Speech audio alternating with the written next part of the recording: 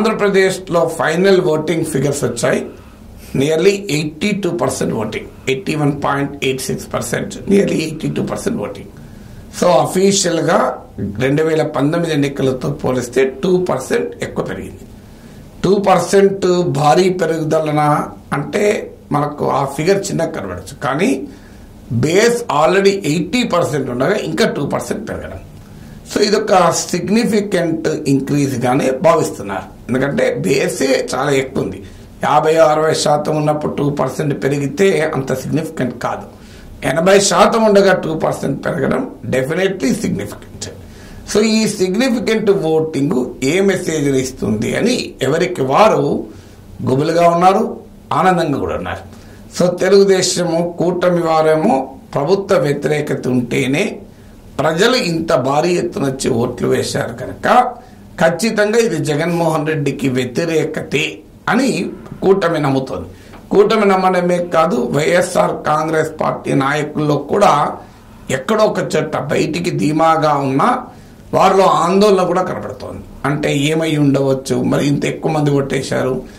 సాధారణంగా positive emotion, negative emotion, any emotion drives people to vote. అంటే మీకు అనుకూల భావన ఉన్న, వ్యతిరేక భావన ఉన్న మనిషి ఓటింగ్కి వస్తారు. సాధారణంగా negative emotion is more powerful than positive emotion, మనందరికీ తెలుసు. Always negative emotions are more influential. అందువల్ల ప్రభుత్వ అనుకూల భావోద్వేగం కన్నా ప్రభుత్వ వ్యతిరేక భావోద్వేగమే ఎక్కువ మంది ఓటర్లను ఓటింగ్కు తీసుకొచ్చింది అనేది కూటమి నమ్ముతోంది. అందుకే కూటమిలో ఆ ఆనందం. జనరల్గా కూటమికున్న సోషల్ మీడియా ప్రజెన్స్ వల్ల కూడా ఒక వాతావరణం, మీకు పబ్లిక్ పర్సెప్షన్ చూస్తే కూటమి గెలుస్తుంది అనే భావన బాగా ప్రచారంలోకి రాగలిగింది. అదే సమయంలో వైఎస్ఆర్ కాంగ్రెస్లో అనుమానం ఉండొచ్చు, భయం ఉండొచ్చు, కానీ అదే సమయంలో వారు ఎందుకు కాన్ఫిడెంట్గా ఉన్నారంటే ఇదే ఓటింగ్ను చూసి ప్రజలు ఒక పాజిటివ్ ఓట్ వేశారు జగన్కు. అంటే జగన్ స్కీములు ఎక్కడ పోతాయో అన్న భయంతో, చంద్రబాబు నాయుడు ఎక్కడొచ్చి ఈ పథకాలు తీసేస్తారన్న భయంతో మాకు పాజిటివ్గా ఓటేశారనేది వైఎస్ఆర్ కాంగ్రెస్ నమ్మకం. సో నిజంగానే పాజిటివ్ ఓటా నెగిటివ్ ఓటా ఇప్పుడు తేలాలి. సో వారొక భయం, వారేమో కూటమేమో భూమి పైన భయాన్ని క్రియేట్ చేశారు. వైఎస్ఆర్ కాంగ్రెస్ ఏమో పథకాలు పోతాయన్న భయం కూడా క్రియేట్ చేశారు. ఈ రెండు భయాలతో పాటు ఆర్గనైజ్డ్ పొలిటికల్ మొబిలైజేషన్ చేశాం కనుక ఓటింగ్ పెరిగింది మాకు అనుకూలంగానే వైఎస్ఆర్ కాంగ్రెస్ నమ్ముతోంది.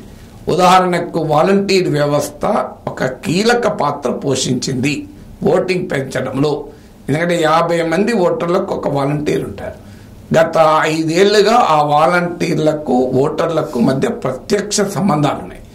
5 ఏళ్లుగా వివిధ సంక్షేమ పథకాలని వాలంటీర్లు వెళ్లి ఓటర్లకు అందజేస్తున్నారు. సో రేపు మళ్ళీ ఎన్నికైన తర్వాత కూడా ఇదే వాలంటీర్లు ఓటర్లకు పథకాలు ఇవ్వాలి. అది వైఎస్ఆర్ కాంగ్రెస్ గెలిచినా, ఈవెన్ తెలుగుదేశం కూటమి గెలిచిన, ఆల్రెడీ చంద్రబాబు నాయుడు ప్రామిస్ చేస్తున్నాడు, మిమ్మల్ని ఎవరిని ఉద్యోగాలు తీసేయం, మీకు 5,000 కాదు 10,000 జీతం ఇస్తాం, మీలో నైపుణ్యం పెంచి మీకు 50,000 ఆదాయం వచ్చేలా చేస్తామని ప్రామిస్ చేశారు. అందువల్ల వాలంటీర్ వ్యవస్థ ఉంటుంది. సో అందువల్ల ఈ వాలంటీర్లకు ఆ లబ్ధిదారులకు మధ్యలో ఉండేటువంటి ఒక డైరెక్ట్ పర్సనల్ కాంటాక్ట్ కూడా ఓటింగ్కు భారీగా జనాన్ని తీసుకొచ్చిందనేది ఒక విశ్లేషణ. అందువల్ల ఓటింగ్కు వచ్చిన వాళ్ళు లబ్ధిదారులు గనక వాలంటీర్ల ప్రభావంతో ఉన్నారు గనక మాకే అనుకూలంగా ఉంటుంది అనేది వైఎస్ఆర్ కాంగ్రెస్ ధీమా. అందులో గ్రామీణ ప్రాంతాల్లో ఓటింగ్ ఎక్కువ ఉంది, అందువల్ల ఇది మాకు సానుకూలము. మహిళల్లో ఓటింగ్ ఉంది, అది మాకు సానుకూలము అనేది వైఎస్ఆర్ కాంగ్రెస్ లెక్కలు వేసుకుంటున్నాయి. అందువల్ల పెరిగింది 2% అయినా ఆశలు మాత్రం రెండు పార్టీల్లో 200% ఆశలు ఉన్నాయి. సో ఈ 2% మాకే అనుకూలంగా పెరిగింది అని.